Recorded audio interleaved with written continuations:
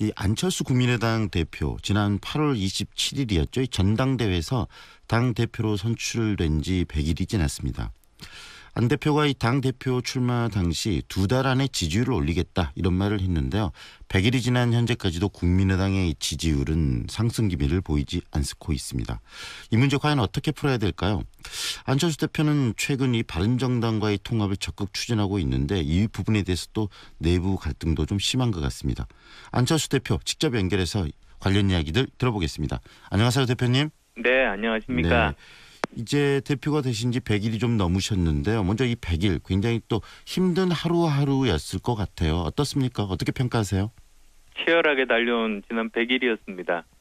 의원수 저희가 40명 정도지만 네. 지난 인사 문제라든지 법안 심사 그리고 예산 국면 저희 나름대로 최선 다하고 성과도 있었습니다. 네. 지금이 이어야 이 양당 구조가 아닌 3당 구조의 필요성을 그래도 많이 보여주는 그런 활동들을 좀 하지 않았나라는 생각도 좀 드는데요. 예산 문제 먼저 한번 이야기를 해볼까요? 이번에 예산안이 결국은 좀 갈등 속에서 통과를 했는데요. 예산안 협상에 있어서 어떤 역할을 하셨다고 생각하십니까? 만약에 지금 양당제였으면 지금도 예산안 표류하고 있을 겁니다. 그 20대 국회가 지난 국회들과 어떤 점이 틀린가? 가장 틀린 점이 국회 공전이 완전히 사라졌다는 점입니다. 예전에는 한 당이 그냥 국회 깨고 나가버리면 국회는 아무것도 못했습니다. 항상 공전이 됐는데 지금 자유한국당 2번 나갔습니다만 2번 다 그냥 다시 돌아올 수밖에 없었습니다. 네. 국민의당이 있으니까 있든 없든 계속 일을 하는 국회가 된 것 아니겠습니까? 네. 그래서 저희들이 제대로 역할해서 예산안 표류도 맞고 그리고 저희들이 정말로 바라는 대한민국 미래를 위한 일들을 나름대로 성과를 낸 그런 국면이었습니다. 네. 그리고 안 대표께서 이 대표 취임하신 바로 직후에 이 호남을 방문하셔서 이 SOC 예산을 좀 증액하시겠다 뭐 이런 말씀도 하셨는데 그런 부분이 이런 예산에 좀 반영이 됐나요? 네, 다들 알고 계시겠지만 어느 정도 이제 반영을 저희들이 시켰습니다. 사실 SOC 예산은 한 해 예산만 비교하는 것이 말이 안 됩니다. 지난 수십 년간 누적되어 온 개념으로 비교를 했어야 됩니다. 그 점 정부에서 간과하고 있어서 그 점 지적하고 저희들이 바로 잡았습니다. 네. 제 3당의 역할을 지금 끊임없이 꾸준히 잘 해오고 있다라는 말씀을 하신 것 같은데요.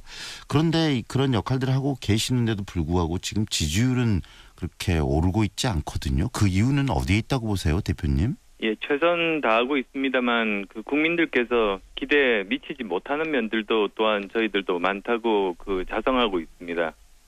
나름대로 이제 열심히 하고 있는 과정이 물을 끓이는 과정과 이제 같다고 말씀드릴 수 있겠는데요. 네. 물이 끓을 때 10도에서 99.9도까지 열심히 온도를 높여도 물은 끓지 않습니다. 바깥에 100도가 보기는 넘어야 된다는 말씀이시네요. 네, 똑같습니다. 네. 그런데 어떤 계기가 있을 때 그동안의 노력들이 이제 빛을 발하게 되는데 지금 열심히 나름대로 축적의 과정들을 지금 하고 있다. 그리고 또 예산 전국을 통해서도 그런 축적의 시간들을 보내고 있다는 말씀드리겠습니다. 네, 계기가 있어야 된다. 전환점이 있어야 된다는 말씀하셨는데 혹시 그 전환점을 지금 바른정당과의 통합으로 보시나요?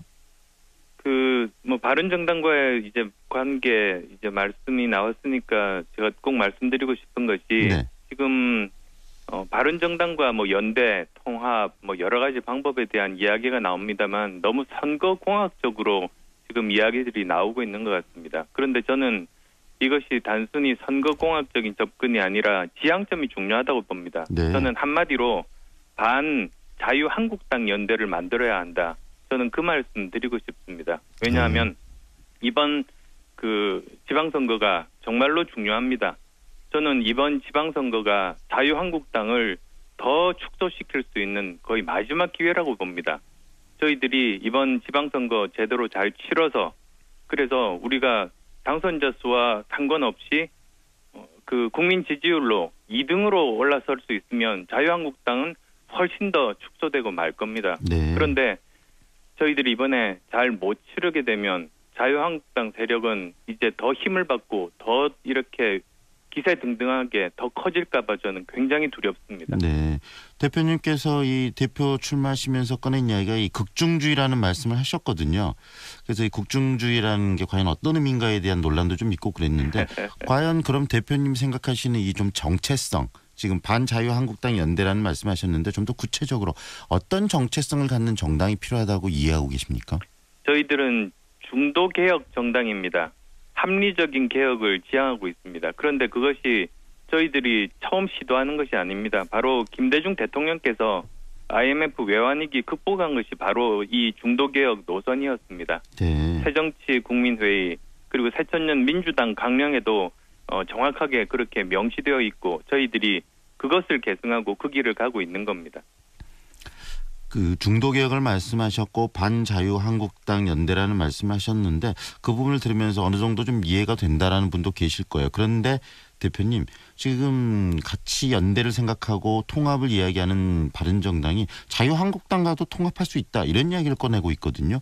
만약에 그런 일이 발생했을 때는 안 대표님이 추진하는 이런 부분들 굉장히 엇박자가 날 수 있을 텐데 어떻게 보시나요? 그 자유한국당 그 연대를 추진하고 있는 바른정당의 이 스탠스. 그 반자유한국당 연대라는 그 말을 저 바른정당 하태경 의원도 같은 이야기를 했습니다. 그것이 그쪽에서도 지향점이 지금 현재 자유한국당 저런 세력으로는 안 된다. 이제 그런 생각들인 겁니다. 그리고 지금 뭐 전체적으로 우선은 전국적인 선거를 치르는 이제 당대표 관점에서도 한번 좀 말씀을 드리고 싶은데요. 네. 지금 현재 전국 선거가 사자구도로 치러지면 저희들은 제대로 해볼 수가 없습니다. 네. 그래서 어떻게 하든 3자 구도로 정리를 해서 저희들이 중도개혁 세력으로서의 전국적인 자리를 잡는 것이 저희들이 가야 되는 방향이고 그것이 자유한국당을 훨씬 더 작게 축소시키는 네. 유일한 방법이라고 저희들은 생각합니다. 그런데 또 그 호남은 이미 양자구도입니다. 네. 그래서 전국 선거가 4자구도에서 3자구도로 바뀐다고 한들 호남에서는 그것이 영향이 없습니다. 네. 그래서 지금 시각 차이가 있습니다. 그래서 저는 전국 선거를 지휘하는 당대표 입장으로서 지금 현재 4자구도를 3자구도로 만들어야 하는 그것을 어떻게 하면 그 호남과 이제 다른 지역 간의 그 시각 차이를 네. 좁힐 수 있을 것인가 그것이 고민입니다. 다시 말해서 이 선거에서 반자유한국당 연대를 만들어서 자유한국당을 축소시키기 위해서라도 3자 구도의 선거가 이루어져야 되고 그러기 위해서는 바른정당과 통합되는 어떤 연대들이 굉장히 중요하다는 말씀으로 이해가 되는데요. 그 아까 말씀드린 이 바른정당이 그러면 자유한국당과 이 통합할 수 있는 가능성 이건 없다고 보시나요? 네, 저는 없다고 확신합니다. 네. 왜 그러냐면 지금 저희는 40석이고 그리고 지금 현재 바른정당은 11석입니다. 네. 같이 합하면 저희들 중심으로 통합이 될 수 있습니다.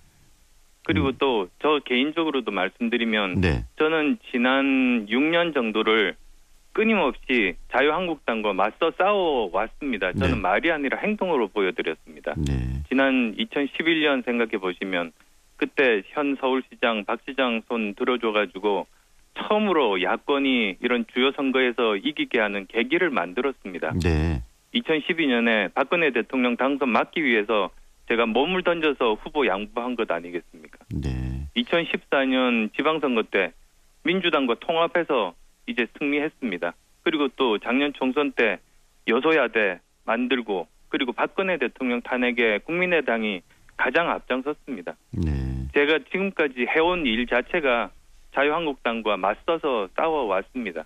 그런데 오히려 그 민주당은 한 게 없습니다. 네. 뒤에서 이렇게 뒷짐지고 있다가 과실만 챙겨 먹었습니다. 네. 그래서 그런 진정성들 그리고 제가 말이 아닌 행동으로 보여드린 모습들을 보시면 네. 이제 앞으로 제 지향점 어떻게 정치할 것이라는 것에 대해서는 그 진정성 전달 드릴 수 있을 거라고 생각합니다.